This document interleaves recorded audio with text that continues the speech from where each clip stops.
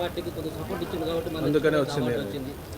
తెలంగాణ ఉద్యమంలో అహర్నిశలు పనిచేసినటువంటి గద్దర్ గారి పేరు యొక్క ప్రపోజల్ చేసినప్పుడు కూడా రాష్ట్ర ప్రభుత్వం ఆయన పేరును పరిగణలోకి తీసుకున్నారు. సో దీన్ని ఏ విధంగా 75 సంవత్సరాలు మాదిగ జాతి అనేది తల్లిని మర్చిపోయి ఇందిరాగాంధీనే తల్లిగా కొలిచిల్లు.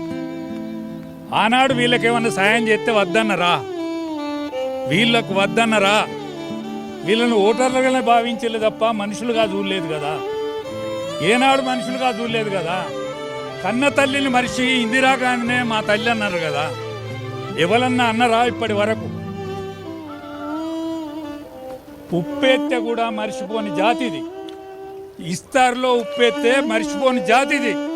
అందుకే బీజేపీ ప్రధానమంత్రి ఒక కుల మీటింగ్కి వచ్చి మందకృష్ణను దగ్గరగా తీసుకొని ఆనంద బాష్వాల లేకపోతే నెరవేరని కన్నీళ్ళ, ఎన్నాళ్ళు ఈ పోరాటం అని అలసిపోయిన కన్నీళ్ళ కానీ సాంతన చేర్చుకొని ప్రధానమంత్రి దుఃఖాన్ని ఒడిసి పట్టుకొని దగ్గర తీసుకున్నాడు కదా.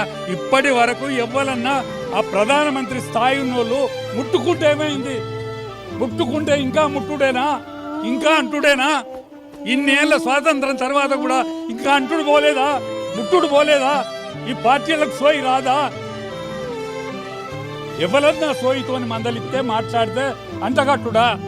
ఒక్కసారి ఆలోచించుకోవాలి పార్టీలు.